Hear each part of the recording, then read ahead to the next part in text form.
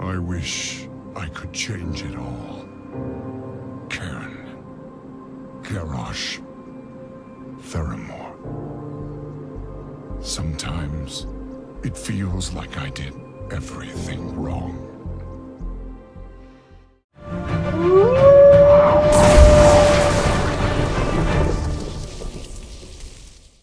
Greetings and salutations, everyone.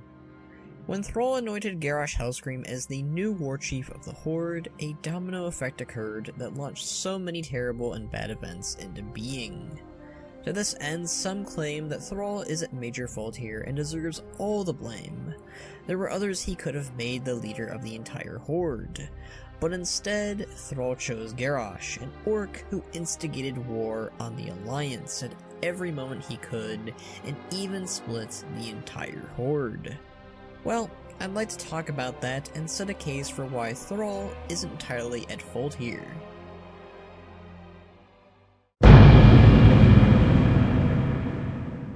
When Thrall left to aid in saving all of Azeroth from Deathwing's earth-shattering cataclysm, he was left with a difficult choice on who to leave the mantle of Warchief to.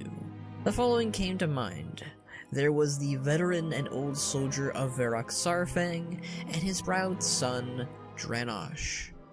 However, Garrosh Saurfang was slain by the Lich King, and Varrock was still in mourning for his boy.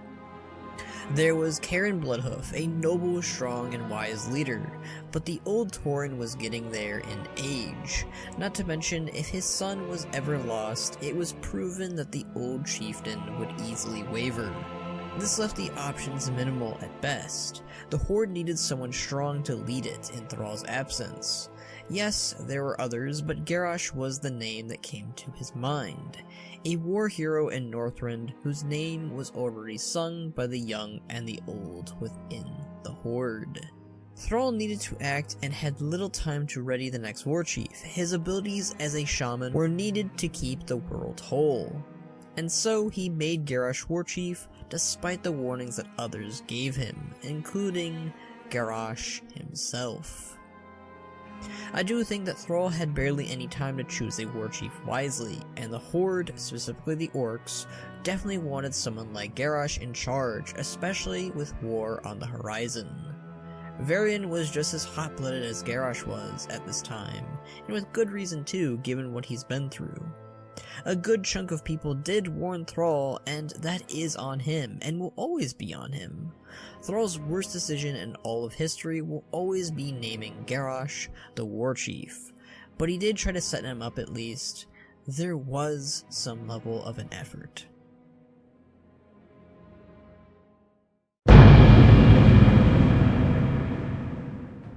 Thrall left it to the likes of Karen, Eitrigg, Vol'jin, and others to ensure Garrosh's reign was a proper one. Despite this, the advisors he left didn't cooperate, and neither did Garrosh with them. Karen caught wind of Night Elves being murdered in Ashenvale shortly after Thrall left on his journey, and challenged the young Hellscream to a Mak'gora, a duel to the death, ending in Karen's life being ended due to the meddling of the Elder Crone Magatha. Later, Vol'jin and Garrosh held an argument within Grommash Hold that got heated. Garrosh, filled with pride over his new title by Thrall, insulted Vol'jin when such a title was put into question, leading to the eventuality of Vol'jin threatening Garrosh and then leaving back to his Echo Isles. Not all advisors appointed by Thrall to instruct Garrosh left or died. Much later, during the final hours of Garrosh's reign as Warchief of the Horde, Eitrigg remained at Garrosh's side to continue to advise the young Warchief, but his advice would fall on deaf ears and would later be gutted and left for dead upon learning of the secrets beneath Orgrimmar. The advisors here could have definitely worked out a bit better. Had Karen never been slain, nor a Mak'gora instigated, things might have worked out. I don't think Karen overreacted here, given that Hamul nearly died, but the two should have probably looked into it a little more, as it was the Twilight's Hammer who killed them, not Garrosh's Horde. Vol'jin should have definitely cooled off a bit, but in all honesty, Garrosh was being rather full of himself as a leader, especially after unfairly killing Karen. putting his trust in someone like Magatha was certainly a poor decision on his part. And Thrall did urge Vol'jin to walk back on his words and try to work with Garrosh rather than let the Horde fall apart. Something you'll always note with Thrall is he had full faith and confidence in Garrosh and fully believed he could have been great. But others didn't have this belief. Ichig really didn't do anything wrong here. He tried his best and Garrosh ultimately ignored him, which is far more blame on Garrosh's shoulders than anything. Ichig stayed till the very end at least. When it came to advisors, Garrosh often ignored, killed, or attempted to kill the ones Thrall gave him. And the new ones he surrounded himself with were the worst of the worst, with the likes of Magatha Grimtotem, though short-lived, was the one who cursed Garrosh's weapon with poison right before his match against Karen. Saranac the Mystic, who turned out to be a Twilight's Hammer agent, was also among some of the worst that Garrosh had in his entourage, as the person, while was from Northrend, was working for the Twilight's Hammer, working for the Old Gods, and corrupting the Horde from within. And lastly, Malkarak, who was a Blackrock orc, who believed all unloyal to the Warchief should be slaughtered, him being among the worst, as he would kill many in the name of Garrosh. Definitely some fault lies with Thrall's advisors, but I do think Garrosh surrounded himself with the corrupt, and did in fact ignore those who would have made him a better Warchief.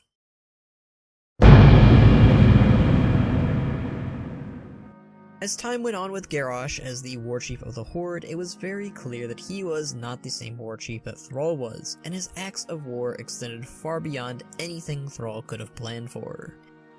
The destruction of Theramore and the attack on Theramore was something Thrall was warned about, and yet he did nothing, and nor could he. By the time that the Cataclysm was over, Thrall had busied himself with the healing of the earth that Deathwing had shattered. Thrall would not return to lead the Horde, nor rejoin it, as he had a new path and a new life as the leader of the Earthen Ring.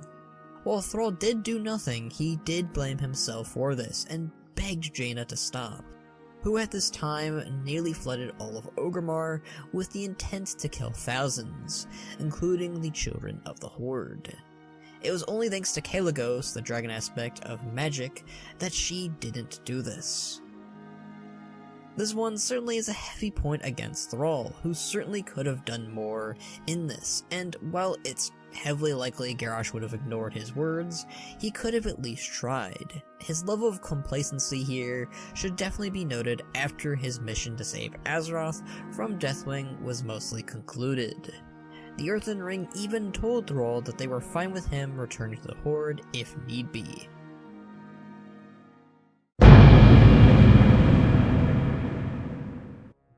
Garrosh continued to go unhinged as the Horde's leader, his intentions that were once pure to make a world for the orcs slowly evolved into a world fit for only his orcs.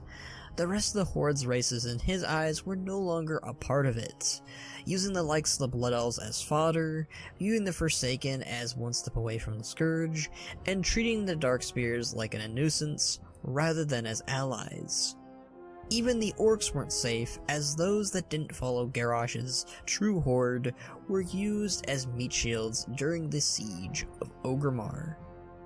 This all started with Vol'jin's life nearly lost to a Kor'kron assassin, when he refused to let Garrosh have the secrets of the Mogu. Thrall finally stepped up when he heard of this, and heard that his friend Vol'jin was assassinated, or nearly assassinated, and he defended the Echo Isles. He did this sometime after he was finished with mending Azeroth and his son was born. Several of the Kor'kron who were invading the Isles also rejected Thrall as their once leader, forcing his hand at ending their lives and retaking Echo Isles in the name of the Darkspear tribe. As time went on, Vol'jin formed a rebellion that took the fight against Hellscream's Horde.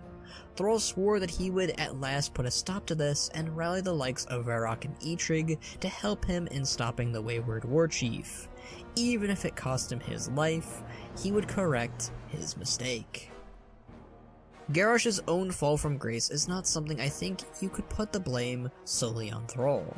Yes, Thrall instilled Garrosh as Warchief of the Horde, but Garrosh's xenophobic treatment aimed at the other races was nothing Thrall ever instilled in him. His attempt at Vol'jin's life could even be viewed as cowardly and dishonorably, as he charged an assassin to do the job rather than do it himself. While Vol'jin was going against Garrosh's order, and that clearly wasn't a surprise to him, it was a reasonable thing for Vol'jin to voice against. Vol'jin should have at least had clemency to Mak-Gara to challenge Garrosh's authority like any other member of the Horde. It wasn't what the Horde was about, and yet to Garrosh and his Horde it was, and if that meant Vol'jin needed to go, along with several other heroes and leaders of the Horde, it didn't matter to Garrosh on how. When the Siege of Orgrimmar reached its culmination, Thrall urged Garrosh to lay down the mantle of Warchief and put a stop to this. Garrosh, of course, ignored this and claimed Thrall wasn't an orc, and that the elements wouldn't aid him. Something that Garrosh had a contingency for in case Thrall ever fought him with the elements at hand, using the Dark Shaman throughout the area to deafen his connection. Which, while was clever, it could also be viewed as dishonorable and even cowardly, once again, like before. Despite this, Thrall still would try and fight him and would be knocked out for a time, rising back up later to try and finish the job. Thrall clearly gave Garrosh a chance to stop here, and yes, he should have done this way sooner, but at least he did try and even opted to give his former friend mercy at first. Death wouldn't come for Garrosh. Not yet at least, as Taranzu managed to convince Varian, Rin, and Thrall to seek out justice in the form of a trial in Pandaria. Following this, Thrall would place the Mantle of Warchief on Vol'jin, who in Thrall's eyes had held the Horde together during Garrosh's reign, and retained its honor. Almost, keyword being almost, redeeming Thrall's initial choice in who should be Warchief all those years ago. And Vol'jin certainly earned his title of Warchief here more than Garrosh ever did. It is often the leaders who don't want these sorts of titles to work out best. And yes, while Garrosh also didn't want the title of Warchief at first, he clearly was emboldened by it shortly afterwards. There's a reason he really never let the title go back to Thrall or anyone else.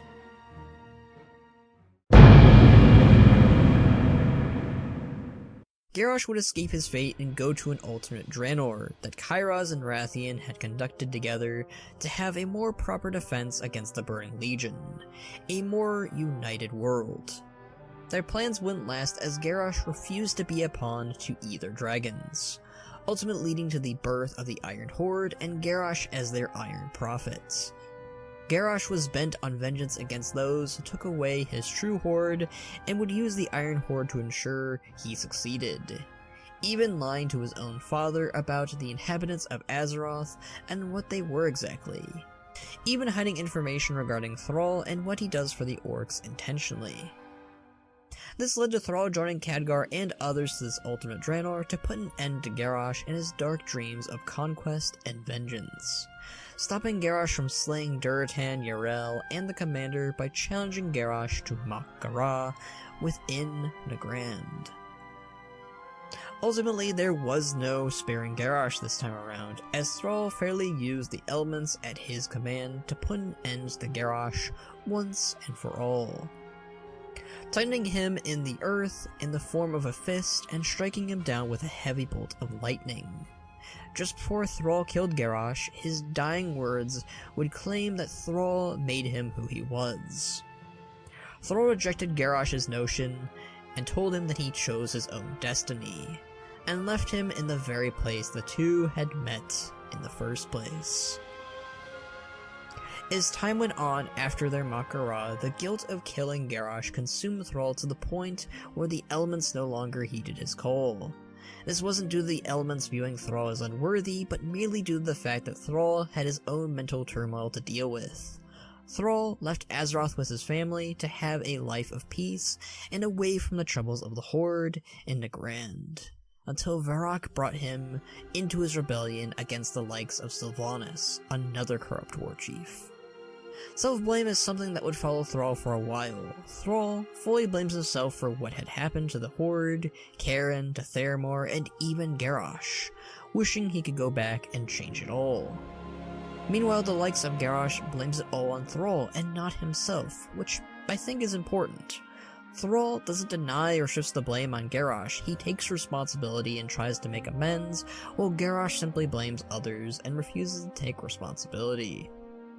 Garrosh revels in what he did and would even do it again, while Thrall would change what he would do.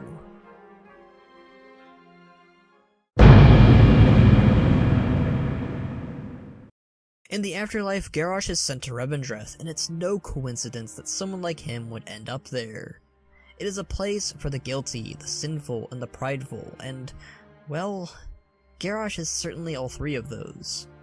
I think had Garrosh actually gone through the process like Kael'thas Sunstrider had, or is, rather, we would have or could have seen Garrosh realize his faults, and realize that, yeah, Thrall wasn't solely to blame for his downfall, or who he is today, and we would have gotten a redeemed Garrosh.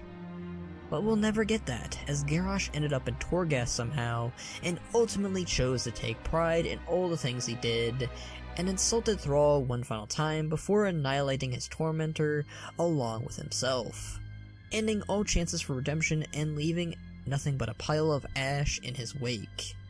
It was a fitting end for Garrosh, but there could have been more for him.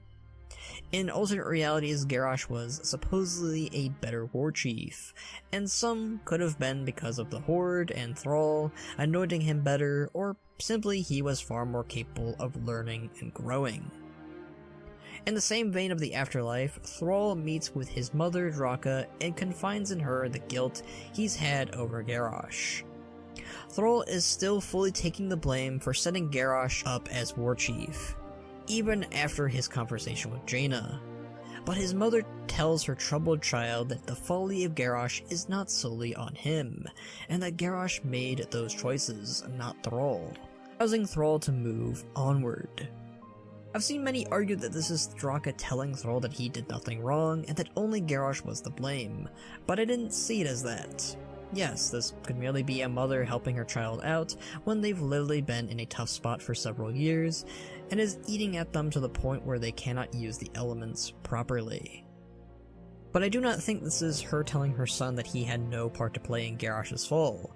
She and Thrall already know that, and he's been blaming himself for it since Garrosh's death. She even tells him to mourn if he must, but he mustn't let all of Garrosh's crimes and actions fall on him.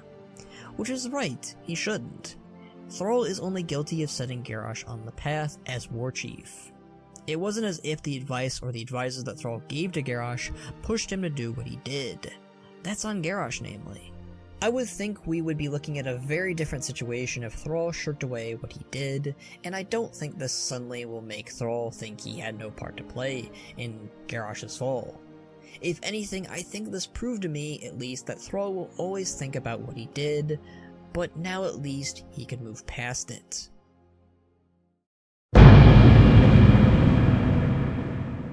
So to answer our prompted title, drumroll please. No. Thrall is not at full fault for Garrosh. Does he take partial blame? Oh hell yeah. He set him up as Warchief, and that's led us to where we are today. The man himself even takes the blame. But Garrosh made the rest of those choices.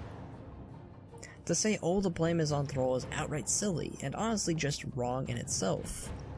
Whenever the very dated and aged phrase of Garrosh did nothing wrong comes up, it's important to remember that's born from an April Fool's video. And also, well, that what makes Garrosh interesting is the fact that he did wrongs. Same goes for Thrall, or anyone for that matter. If a character is perfect or flawless, that's just boring and a snorefest. We got so many enriching stories because of their faults, and I'm not gonna sit here and say Thrall is perfect. But what do you all think? Is Thrall to blame entirely for Garrosh? I clearly don't think so, but maybe some of you think differently, and that's alright. Subscribe if you like these videos, support me on my various other social medias, Or if you like, you can support me on Patreon like these amazing folks here. I'd also ask during these trying times centered around Blizzard that you choose to help out and support those who've been wronged by the company. That I'll link in the description down below. But until next time, guys, always be listening.